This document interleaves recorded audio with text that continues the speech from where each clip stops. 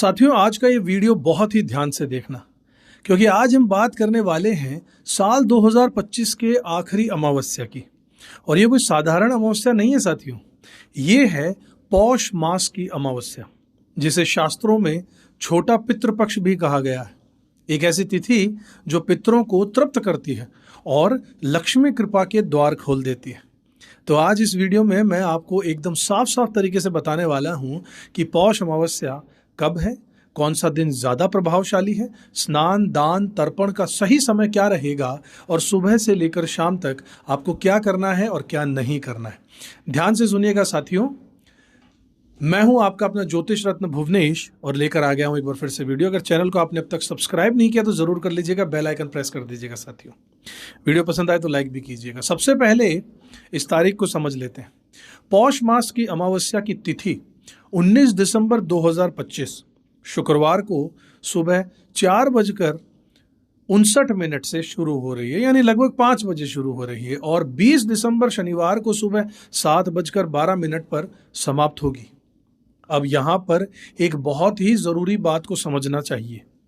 सूर्योदय के हिसाब से 19 और 20 दोनों ही दिन अमावस्या दिखाई देने वाली है, यानी 19 को भी सूर्योदय अमावस्या में ही होगा और 20 तारीख को भी अमावस्या के समय सूर्य जब उदय होंगे तो अमावस्या उस वक्त भी रहेगी। थोड़ी देर रही चाहे, लेकिन रहेगी।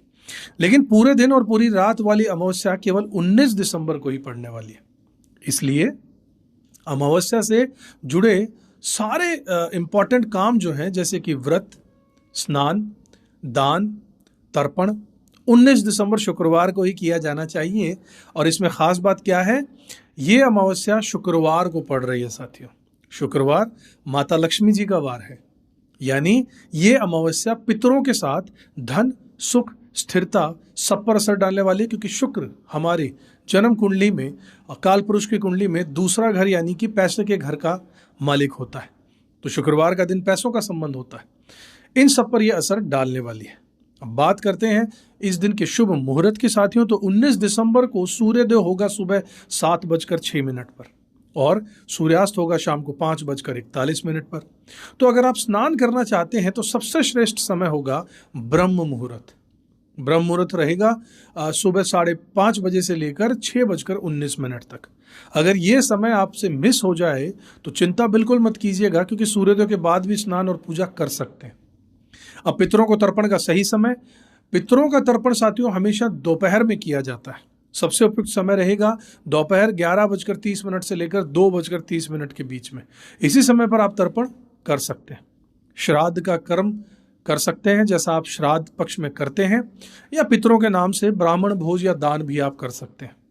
अगर आप पितृ पक्ष से परेशान हैं तो एक काम जरूर कीजिएगा। अगर कुंडली में आपके पितृ दोष है तो आप एक काम कीजिएगा, शाम के समय संध्या काल में अपने घर के मुख्य द्वार पर दक्षिण दिशा की ओर मुख करके एक दीपक जलाइएगा।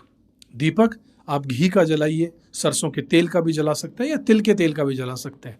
शास्त्रों में कहा गया है कि अमावस्या के दिन पितर धरती पर आते हैं और शाम को वापस लौट जाते हैं। जब हम दीप जलाते हैं ना साथियों, तो वो प्रकाश उस मार्ग को प्रकाशित करता है। पितर तृप्त हो जाते हैं और आशीर्वाद देते हैं। और जब पितरों का आशीर्वाद मिलता है ना साथियों, तो जीवन की अंधेरी बाधाएं अपने आप हटने लग जाती हैं। बात करते हैं सुबह से लेकर शाम तक आपको क्या करना चाहिए साथियों। अमावस्या के दिन सुबह जल्दी उठिए, स्नान कीजिए। अगर गंगा या किसी पवित्र नदी के नज़दीक आप रहते हैं तो वहाँ स्नान अगर कर पाए तो बड़ा अच्छा रहेगा। अगर संभव नहीं है तो घर के पानी में थोड़ा गंगा जल मिलाकर स्नान जरूर कीजिएगा साथियों। स्नान करने के बाद सूर्य देव को जल अर्पित कीजिए और फिर घर के मंदिर में नियमित जैसे करते हैं वैसे ही पूजा कीजिए। अमावस्या पर भगवान शिव की पूजा विशेष रूप से फल देती है। अगर पास में शिव मंदिर है तो शिवलिंग पर जल जरूर चढ़ाइएगा। और एक बहुत ही प्रभावशाली उपाय बता देता हूं आपको साथियों। अगर आप शनि की 7.5, शनि की ढैया या फिर पितृ दोष से परेशान हैं तो एक पात्र लीजिए और उस पात्र में कच्चा दूध लीजिए और उसमें थोड़ा सा गंगा जल, काले तिल, चावल यानी अक्षत और थोड़ा सा शहद या शक्कर मिलाइएगा और इस मीठे तिल मिश्रित जल को शिवलिंग पर अर्पित कीजिए। बहुत ही गहरा असर करता है साथियों ये उपाय। अब बात करता हूं पीपल के पेड़ की पूजा की। अमावस्या पर पीपल की पूजा अनिवार्य मानी गई है। सुबह सूर्योदय के बाद में 10:30 बजे तक आप पीपल की जड़ में जल अर्पित कर सकते हैं। उस जल में दूध, गंगा जल, काले तिल और साथ में थोड़ा सा शहद या शक्कर मिलाकर जरूर उपयोग कीजिएगा साथियों। पितरों का स्मरण करते हुए उस जल को पीपल पर चढ़ाइएगा और शाम को सूर्यास्त के समय पीपल के पेड़ के नीचे एक दीपक जरूर जलाइएगा साथियों। अब बात करता हूं क्या दान करना चाहिए साथियों। पौष अमावस्या पर दान का फल बहुत ही उत्तम होता है, 7 जन्मों तक इसका फल मिलता है। दान आप अपनी सामर्थ्य अनुसार कर सकते हैं। अन्न का दान, वस्त्रों का दान, धन का दान। सर्दी का मौसम है साथियों, तो आप कंबल या फिर ऊनी वस्त्रों का भी दान कर सकते हैं। ये बहुत ही शुभ रहेगा, फलदायी रहेगा।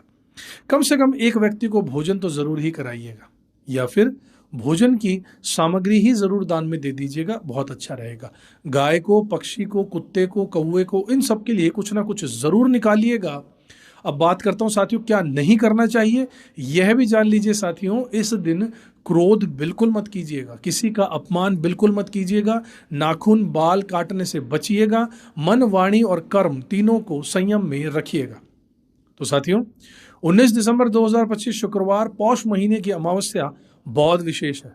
अगर सही विधि से थोड़ा सा भी आपने इसको कर लिया फॉलो करते हुए, तो इसका लाभ बहुत मिलने वाला है साथियों। अगर आपको ये जानकारी उपयोगी लगी हो साथियों, तो वीडियो को लाइक कीजिएगा, शेयर कीजिएगा। अगर आप पहली बार चैनल पर आए हैं तो इसे सब्सक्राइब जरूर कीजिएगा, और अब तक आप पुराने होकर सब्सक्राइब नहीं किया है तो ज़रूर कर लीजिए, बेल आइकन दबा दीजिए, क्योंकि हम लेकर आते हैं इसी तरीके के इंपॉर्टेंट वीडियो समय समय पर। मैं मिलूंगा आपसे अगले वीडियो में, तब तक अपना ध्यान रखिएगा, ऊपर वाले पर विश्वास रखिएगा, अपना कर्म करते रहिएगा साथियों। जय माता रानी, जय लक्ष्मी माता, जय श्री राम।